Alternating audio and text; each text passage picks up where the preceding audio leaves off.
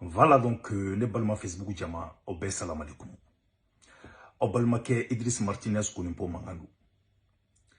Ninye video nkungurun doye mbe fega munke ka kuma actualité politique dokan. Atunkera fama e antun fama na video ke oma. Sabula antun kelen luka nga kelen yashin komba doma. Ala barkala ansera ka komba mu gagner la tête haute. O hukum kono lala ambe seginga na sisa anga politique kene kono lala ka bonanga analyse yi pour que an kanu bagaw olu fana be se ka familial soro to mina o de hukum kono lala anyanto palon na Facebook sanfé antara ben vidéo doma journaliste Abdul Nyang ka page sanfé vidéo mi ni an clube do mangana atigi kabina masiba koro ta ko ka nyeshi Abdul Nyang ma nous ba famima ko menace de mort Abdul Nyang yo vocalita ka bla réseaux sociaux sans fait comme quoi ko digo ka mo be fait ko ka le fara o hukum kono lala anyaye u video chamanke video munu kono lala mawbe ka boka diko buruja kosbe malien au bebele ka position don vis-à-vis de Diko sur le plan politique nga neo de fo onyena ngo Facebook kan ne ka mission o jumendi o yeka galon ani chien ko lu de takabo nyona est-ce que ni waliami ni chien nya boada kono makanga Diko bisikini ayewa kuma bo yoro de bulu o réponse o e ayi parce que ma kanu baga dobi o luka kanu a kera adoration ni olu be se ka ko ke ikama ou bien ka kuma fo ikama min ka bon hakilima mena misali di awma kuma mina CDR kumba tan flafilila kuma mina rasbachi na to ko kuntsega bo mo da kono tishiri ani seku tungara tishiri ko seku tungara ma ko na ma fara rasbachi la kaliba faga malien dembe ame nga tagale nyefe o tishiri ani o seku tungara olu de nana ke flani Facebook sanfé shutu fara kletu fara video kela fo seku tungara ale kumeta direct ke tishiri ka page sanfé kasoro ya soro tishiri tunko kalebina rasbachi kalebina seku tungara faga rasbachi kama alors malien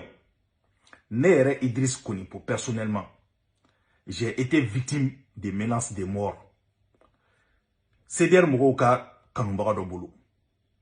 Mais est-ce que pour autant, ne au vocal ta ko monter, ko ceder be fagane faga, ou bien ko rasbati be fagane fagawa? Malion. Est-ce que Kanumbaga mi boira,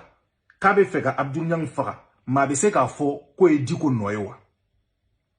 Mena vocal G600 au bena tien mangame kale bene Idriss Martinez kunimpo faga ni ma fara CDR la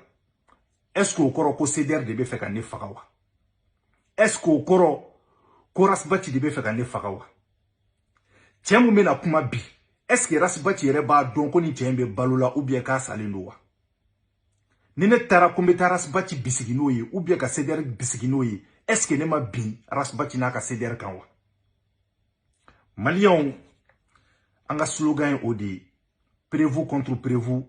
Dalilou contre Dalilou, au hukum kono lala, anga dje, anga neni mbalmake ka conversation lame, a kelen ka menace de mort ta ka boada kono ka ne sege sege, wa surombe Italie di, a kera 2019, a yen wole numéro masqué la, conversation yi avait ben 12 minutes de ma, ngante na beji sino vidéo be djanya, mbe fedro oka famu, Oka lame, oka don ka fo, ko nin ko nunu, ma ti se ka nin beda kalakan, kibita ma u bisigini oyi. Anga lame.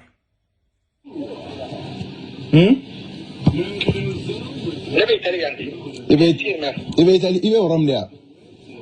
Non, o te ni ne tiene con be italiani. D'accord. Donc ibe italiano, il ne suit depuis colisée la kanane ka so yene ka so rodon sisa. Donc ni ne ma CDR tu ina mulege. Non, ali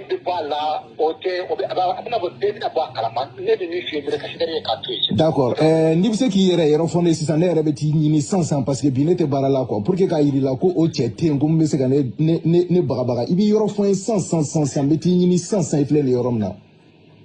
Donc mun be boko la enere en plan no filmer ko bla Facebook sans fait. Mon frère, au tout ça, kana ikmanga investigation rekere. No. Ikmanga investigation ke. Itumene wole dro comme ne ga numéro be nga page ga ba fodro Idriss. Bon mago bila benin ba chambeti soro be yorom na. Donc sisan mun kadni ebe yorom na sisan ere bo fone sisan. Nte fo ila sa metelele de la me wuli 100 meti nyini fi isigi yoro la ben Mahamadou che. Donc à fin 100 be yorom na. Comme ikele ngane wole numéro masqué di. Problème ta la i yoro fone dron iki to fone an rendez-vous di nyoma yoro do la 100 yoro don o be ka chem no tele de i yere yoro fone dron ne ka ti no fe jani kana ne no fe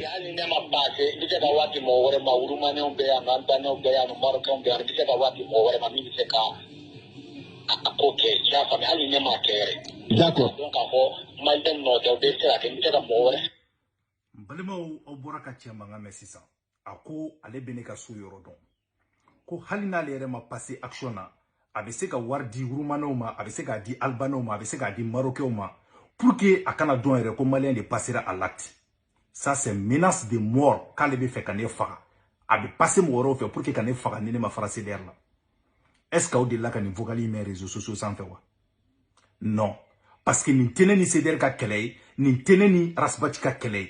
nin ye ne ni cɛ in ka kɛlɛ de je l'avais enregistré pour que kataga na carabinieri de fino kataga duma malheureusement a procédure de kunga jandoni parce que ane wole di muro masqué de la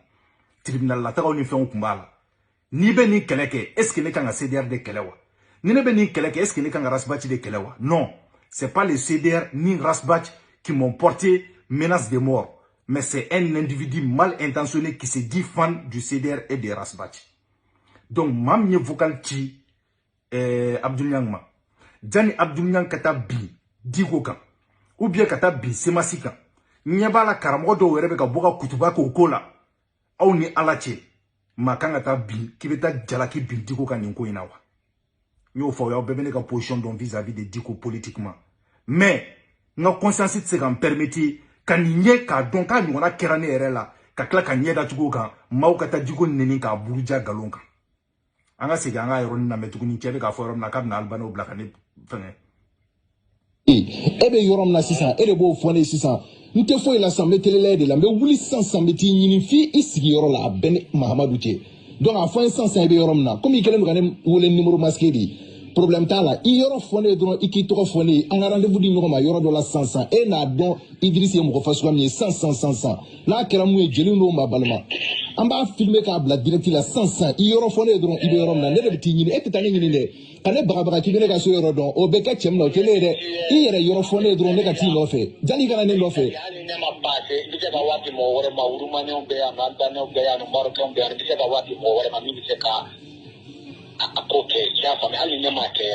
d'accord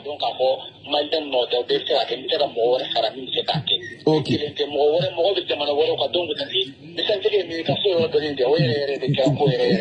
Meko les finira mon frère il m'a fait tuer ka so yoro don problème foch de tout là donc le fait qu'il vienne ka so yoro don no de finira ha il digi d'aller no fin fait quand ne taka jugu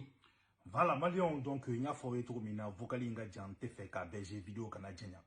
donc awere bora 600 awye ni name je pense que ni ga jugun ka teme Abdou Niang gainga parce que ni ya yira comme quoi ale bena mugo were de sara 600 des tueurs à gage pour que kane faga no de foni bébé combat kono lala mate se ka jabei ibe combat mkono e ba don ne ba don combat politique beba don ka fo jenatique ko beba kono lala menace ba kono lala nyogol lebu ba kono lala soit tu acceptes ça soit tu quittes le combat. Ne Idriss je l'ai accepté.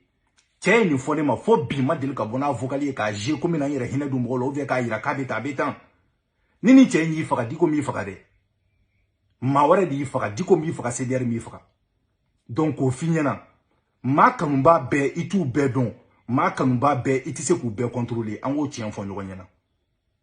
Donc balma oni de tumi bolo ka fo onyana. Je sais que vidéo intena jabei nga tiens fene tseka jabei. Ni be feka be kulukoro duman foye ibe galon de tige mogowi o balmake Idriss Martinez kunimpo aw salam alaikum.